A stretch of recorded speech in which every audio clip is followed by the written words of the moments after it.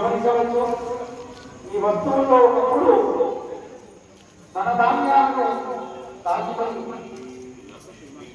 ప్రజలంతా కూడా ఆనందంగా జీవించినటువంటి రోజులు. అలాంటి రోజులు రుచి చేయడానికి, అలాంటి సందర్భాన్ని నెమరు వేసుకోవడానికి ఇది ఒక అవకాశంగా తీసుకోవడం జరుగుతుంది.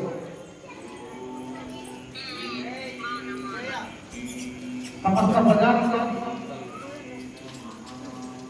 సౌభాగ్యంతో విలసిల్లాలనేటువంటి ఆకాంక్షతో ఈ కార్యక్రమాన్ని మేము చేపట్టడం జరిగింది.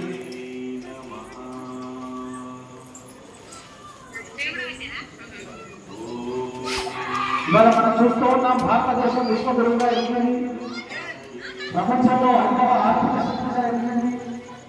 అమెరికా, రష్యా, అమెరికా తర్వాత 5వ పెద్ద ఆర్థిక శక్తిగా భారతదేశం.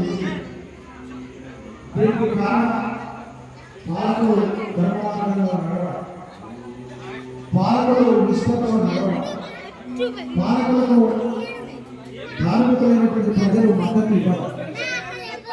ఇలాంటి ధార్మికపరమైన నైతికపరమైనటువంటి మద్దతును మనం మరింతగా కల్పించిన రోజు ఈ దేశం 5వ స్థానం నుంచి 3వ స్థానానికి కూడా ఎదిగేటువంటి అవకాశం ఎంతో దూరంలో లేదు.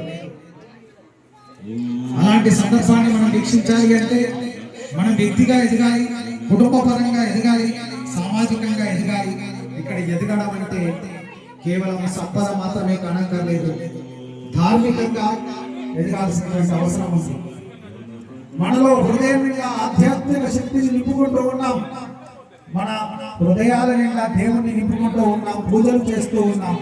పండుగల సందర్భంలో సమస్త హైందవ జాతి సంఘటితమై సమిష్టిగా సంఘటన రూపంలో ఇక్కడ మనం అందరం కూడా ఏకీకృతం అవుతున్నాం. కానీ దేశం విషయం వచ్చేసరికి ఎందుకో కొద్దిపాటి వెనుకబాటుతనం కనబడుతూ ఉంది.